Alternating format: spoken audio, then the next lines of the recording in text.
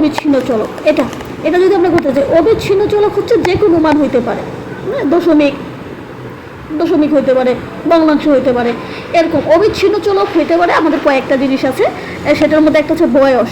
বয়সটা কিন্তু পূর্ণ সংখ্যা হয় না, বয়সটা কিন্তু আমরা 2 বছর 3 মাস 2 দিনও বলতে পারি। ওজন ওজন করতে গেলেও 2 কেজি 500 গ্রাম এরকম আমরা কিন্তু বলি। তাপমাত্রা আছে 20.2 ডিগ্রি সেলসিয়াস এরকম কিন্তু আমরা বলি তাপমাত্রা। বয়স আছে, ওজন আছে, তাপমাত্রা আছে। তারপরে আরেকটা কি আছে, উচ্চতা আছে, উচ্চতা। আরেকটা যেটা বলতে পারি শ্রেণীর মধ্যমান। শ্রেণীর মধ্যমান, যে শ্রেণীর মধ্যমান হইতে গেলে কি এটা অবিচ্ছিন্ন চলক হইতে পারে, শ্রেণীর মধ্যমানটা অবিচ্ছিন্ন চলক হইতে পারে। তাহলে নিচের কোনটি অবিচ্ছিন্ন চলক? তাহলে বয়স, কারণ জনসংখ্যা পূর্ণ সংখ্যা, শিক্ষার্থীর সংখ্যা, জন্মসাল এগুলো পূর্ণ সংখ্যা হবে, এগুলো কোনো দশমিক বা অন্য কোনো ভগ্নাংশ হবে না। ঠিক আছে, তার মানে এখানে আমরা কি পাইলাম যে অবিচ্ছিন্ন চলক হতে গেলে অবশ্যই কি এটা দশমিক বা ভগ্নাংশ যে কোনো বাস্তব মান হতে পারে, আর বিচ্ছিন্ন চলক হতে গেলে পূর্ণ সংখ্যা লাগবে। ওকে, তাহলে এখানে পরের প্রশ্নটা কি আছে যে নিচের কোনটি অবিচ্ছিন্ন চলক? এটা হচ্ছে শ্রেণীর মধ্যমান। নিচের কোনটি অবিচ্ছিন্ন চলক? শ্রেণীর মধ্যমান। ওকে, এখন পরবর্তীতে যে গণসংখ্যা সারণী প্রস্তুত করতে হলে প্রথমে কোনটি প্রয়োজন? গণসংখ্যা সারণী তৈরি করতে গেলে প্রথমে যেটা প্রয়োজন সেটা হচ্ছে পরিসর। গণসংখ্যা সারণী তৈরি করতে গেলে প্রথমে কোনটির প্রয়োজন? পরিসর প্রয়োজন। আচ্ছা, পরিসরটা কি? পরিসরটা বের করার হচ্ছে সর্বোচ্চ মান যেটা আছে এটা একটা বের করতে হবে। এখান থেকে সর্বনিম্ন মানটা কি করতে হবে? বাদ দিতে হবে। সর্বোচ্চ থেকে সর্বনিম্ন বাদ দিয়ে যোগ 1, তাহলে পরিসর বের হয়ে যাবে। পরিসরের সূত্র হচ্ছে সর্বোচ্চ থেকে সর্বনিম্ন বাদ দিয়ে 1 যোগ 1 করলে কি হয়ে যাবে? পরিসর বের হয়ে যাবে। সর্বোচ্চ থেকে সর্বনিম্ন বাদ দিলে পরিসর বের হয়ে যাবে। ওকে, তাহলে সর্বোচ্চ থেকে সর্বনিম্ন বাদ দিলে কি হয়ে যাবে? পরিসর বের হয়ে যাবে। ওকে, তাহলে এটা গেল।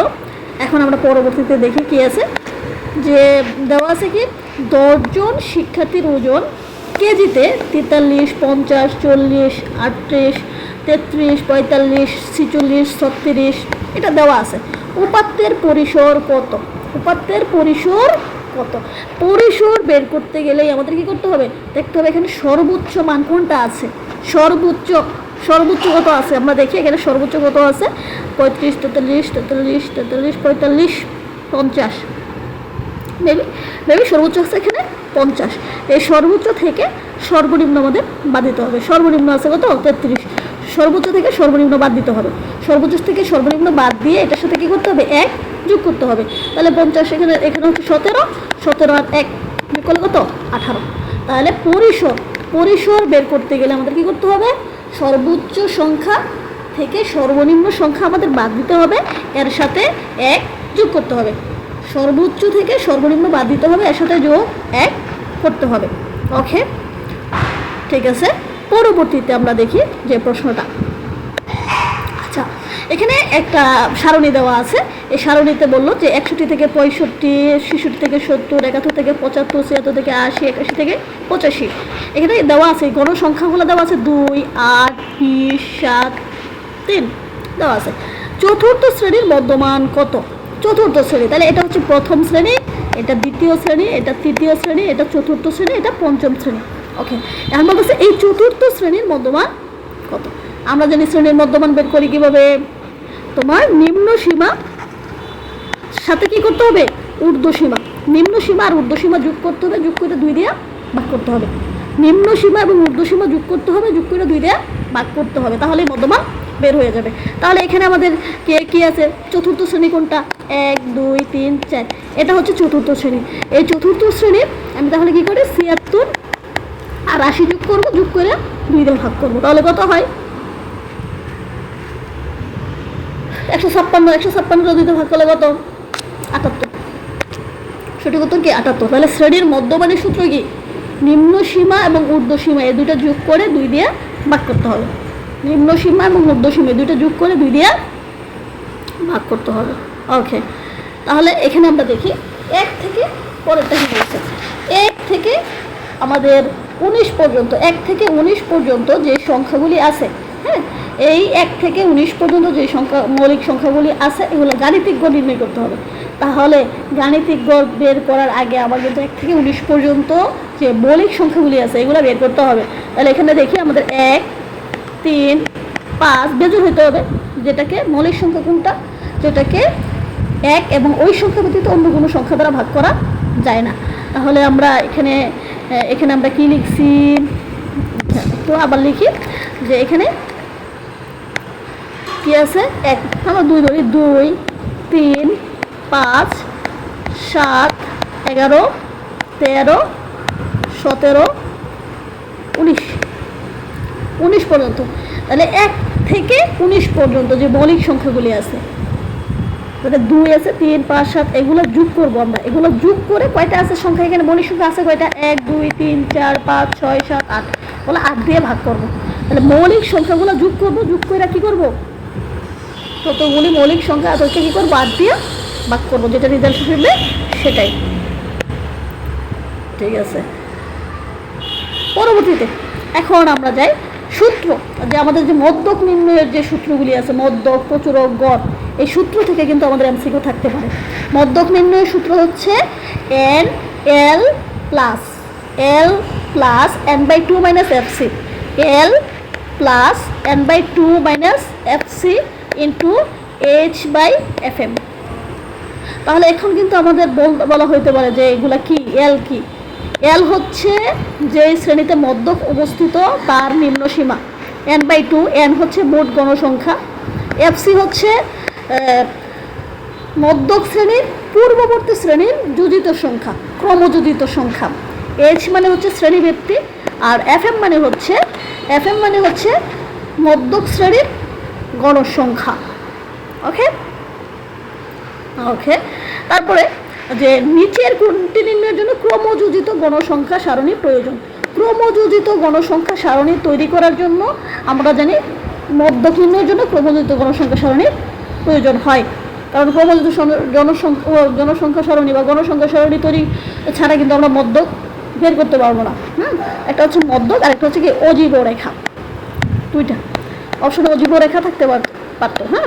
তাহলে ক্রমযোজিত গণসংখ্যা সারণীর প্রয়োজন হয় কার জন্য, মধ্যকের জন্য এবং কি অজীব রেখার জন্য, মধ্যকের জন্য অজীব রেখার জন্য ক্রমযোজিত গণসংখ্যা সারণীর প্রয়োজন মধ্যক এবং অজীব রেখার জন্য। ওকে, পরবর্তীতে এখানে যেটা বলছে যে কি বলছে, যে কোনো স্কুলের 50 জন শিক্ষার্থীর গণিতে প্রাপ্ত নম্বরের গণসংখ্যা নিম্নে দেওয়া হলো। ঠিক আছে, এখন বলতেছে মধ্যক শ্রেণীর ক্রমযোজিত গণসংখ্যা কোনটি। এখানে মধ্যক শ্রেণী বের করতে হবে। আচ্ছা, আগে আমরা ক্রমযোজিত গণসংখ্যাটা বের করে নিই। ক্রমযোজিত মানে হচ্ছে কি ক্রমান্বয়ে যোগ, যোজিত মানে হচ্ছে কি যোগ, ক্রমান্বয়ে যোগ। ক্রমান্বয়ে যোগ বলতে কি বোঝানো হয়েছে, যেমন এখানে গণসংখ্যা প্রথম কত আছে, 8, এটা 8ই থাকবে। 8 আর 12 কত, 8 আর 12 20, 20 আর 15 কত 35। তারপরে হচ্ছে এখানে কত আছে, 35 আর 7 12, 42, 42 আর 8 50। এই যে ক্রমান্বয়ে গণসংখ্যাগুলি ক্রমান্বয়ে যে যোগ, যোজিত মানে হচ্ছে কি যোগ, ক্রমযোজিত ক্রমান্বয়ে যোগ।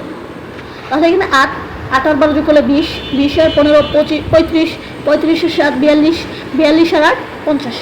তাহলে এখানে আমরা কি বলছে যে মধ্যক শ্রেণী। এখন মধ্যক শ্রেণীটা আমরা বের করি কীভাবে, মধ্যক শ্রেণী বের করার জন্য সিস্টেম হচ্ছে আমাদের যে মোট n এর মান যেটা আমরা পাবো এটাকে 2 দিয়ে ভাগ করলে যদি জোড় হয় এততম পদ, মানে n/2 তম পদের এই অবস্থানটা যেখানে আছে সেটাই হচ্ছে কি মধ্যক শ্রেণী হবে। তাহলে n/2, তাহলে 50 যেহেতু আছে 50কে 2 দিয়ে ভাগ করলে কত 25তম পদ, মানে 25তম পদ। এই 25তম পদের অবস্থান কোথায় আছে দেখি, 8, 8-এর মধ্যে কি 25 আছে, নাই। 20-এর মধ্যে নাই, এইখানে এটার মধ্যে আছে। তার মানে এখানে মধ্যক শ্রেণী হচ্ছে আমাদের কি 71/80, মধ্যক শ্রেণী হচ্ছে 71/80। তাহলে আমাদের চাইছে কি মধ্যক শ্রেণীর ক্রমযোজিত গণসংখ্যা চাইছে। এখানে মধ্যক শ্রেণীর ক্রমযোজিত গণসংখ্যা হচ্ছে 35, তার মানে সঠিক উত্তর হবে আমাদের কত 35। এখানে মধ্যক শ্রেণীর ক্রমযোজিত গণসংখ্যা না বললে শুধু গণসংখ্যা যদি চাইতো তাহলে হয়তো কত 15। কি হইতো 15 হইতো। এখানে কিন্তু আমাদের শুধু মধ্যক শ্রেণীও বের করতে বলা হইতে পারতো। হ্যাঁ, এটা দিয়া ক্রমযোজিত গণসংখ্যা চাইছে, এখানে শুধু গণসংখ্যা আমাদের বলতে পারতো যে মধ্যক শ্রেণীর গণসংখ্যা কত, মধ্যক শ্রেণীর গণসংখ্যা হচ্ছে 15। আর যদি বলতো মধ্যক শ্রেণীর নিম্ন সীমা কত, নিম্ন সীমা বলতে পারতো মধ্যক শ্রেণীর নিম্ন সীমা, অথবা মধ্যক শ্রেণীর কি ঊর্ধ্ব সীমা বলতে পারতো। হ্যাঁ, ঊর্ধ্ব সীমা বলতে পারতো, অথবা মধ্যক শ্রেণীর মধ্যমান বলতে পারতো। মধ্যক শ্রেণীর কী বের করে বলতে পারতো, মধ্যমানও বলতে পারতো। মানে এটা দিয়ে আমাদের কিন্তু অনেকগুলো প্রশ্ন হতে পারতো। মধ্যক শ্রেণীর গণসংখ্যা, মধ্যক শ্রেণীর ক্রমযোজিত গণসংখ্যা, মধ্যক শ্রেণীর মধ্যমান, নিম্ন সীমা, ঊর্ধ্ব সীমা। ওকে, আচ্ছা, এখন দেখি এখানে এটা কি বলছে যে মধ্যক নির্ণয়ের ক্ষেত্রে এটা কি আছে। আচ্ছা, এখন আমরা দেখি যে এখানে কি বলছে যে মধ্যক কীভাবে নির্ণয় করে। আমরা যদি মধ্যকের জন্য ক্রমযোজিত গণসংখ্যা বের করতে হয়, তাহলে ক্রমযোজিত, প্রথমে আমি ক্রমযোজিত গণসংখ্যাটা বের করি। 5ই আছে, 8 5 কত 13, 13 আর 12 কত 25, 25 আর 9 কত 34, 34 আর 6 কত 40। তাহলে মধ্যক শ্রেণীর অবস্থান হচ্ছে কি, তাহলে n এর মান হচ্ছে কিন্তু আমাদের 40। এখানে n এর মান হচ্ছে আমাদের কি 40, n = 40। তাহলে মধ্যক শ্রেণী বের করবো কীভাবে, মধ্যক শ্রেণী হচ্ছে n/2 তম পদ, যেহেতু জোড় n/2 তম পদ, মধ্যক শ্রেণী হচ্ছে n/2 তম পদ। তাহলে n/2 তম মানে হচ্ছে কি 40 আমি যদি ভাগ করি তাহলে কত হবে, 40/2 20 তম পদ। তারপর দেখো n/2 মানে হচ্ছে 20। এটা কিন্তু সঠিক উত্তর আমাদের আছে, ঠিক আছে। এখন আমরা বলি fn, fcটা কি, fcটা হচ্ছে এই 20-এর অবস্থান কোথায় আছে, এই শ্রেণীতে আছে। কারণ 25, 5, 13, 25, 34 এই শ্রেণীতে আছে কি আমাদের এই 20তম পদের অবস্থান। আমরা জানি এইটার মধ্যক শ্রেণীর পূর্বের যে ক্রমযোজিত গণসংখ্যাটা আছে এটার নাম হচ্ছে fc। আবারও বলতেছি, মধ্যক শ্রেণীর পূর্ববর্তী শ্রেণীর যে গণসংখ্যা, মধ্যক শ্রেণীর পূর্ববর্তী শ্রেণীর গণসংখ্যাটা হচ্ছে কি fc। আর মধ্যক শ্রেণীর গণসংখ্যা যেটা আছে 12, এটা এই যে মধ্যক শ্রেণীর 12, এটা হচ্ছে fm। এটা কি fm, এটা হচ্ছে fm। তাহলে মধ্যক শ্রেণীর পূর্ববর্তী শ্রেণীর গণসংখ্যা হচ্ছে, ক্রমযোজিত গণসংখ্যা হচ্ছে fc, আর মধ্যক শ্রেণীর গণসংখ্যা হচ্ছে fm। আর এস থেকে শ্রেণীব্যক্তি। তাহলে এখানে আমাদের সঠিক উত্তর কোনটা হবে, 1 আর হচ্ছে 2, সঠিক উত্তর 1 2। ওকে, তাহলে এবার কিন্তু আমাদের মধ্যক থেকে অঙ্ক আসার সম্ভাবনা খুবই বেশি। ওকে, তাহলে মধ্যক নির্ণয়ের সূত্রটা আমি একটু বলে দিচ্ছি। মধ্যক নির্ণয়ের সূত্রটা হচ্ছে L + n/2 - fc × h/fm। বলতেছি এলটা কি, এল হচ্ছে মধ্যক শ্রেণীর নিম্নসীমা, এল হচ্ছে মধ্যক শ্রেণীর নিম্নসীমা, মধ্যক শ্রেণীর নিম্নসীমা, মধ্যক শ্রেণীর কি নিম্ন সীমা, এল হচ্ছে মধ্যক শ্রেণীর নিম্নসীমা। ওকে, এন হচ্ছে মোট গণসংখ্যা, এন হচ্ছে মোট গণসংখ্যা, এন মোট গণসংখ্যা। এফসি কি, এফসি কিন্তু আমরা বলছি যে মধ্যক শ্রেণীর পূর্ববর্তী শ্রেণীর ক্রমযোজিত গণসংখ্যা, মধ্যক শ্রেণীর পূর্ববর্তী শ্রেণীর ক্রমযোজিত গণসংখ্যা, পূর্ববর্তী শ্রেণীর ক্রমযোজিত গণসংখ্যা। আর এফএম হচ্ছে মধ্যক শ্রেণীর গণসংখ্যা, আর এইচ হচ্ছে কি শ্রেণীব্যক্তি, এইচ শ্রেণীব্যক্তি। ওকে, এখন এখানে একটা বলা হয়েছে যে 7, 18, 15, 11, 7 উপাত্তের প্রচুরক কোনটি। প্রচুরক মানে প্রচুর, যেটা বারবার আসছে, সর্বাধিকবার আসছে, প্রচুরবার মানে সর্বাধিকবার আসছে, সেটাই হচ্ছে কি সর্বাধিকবার যেটা আসছে সেটাই হচ্ছে প্রচুরক, সর্বাধিকবার।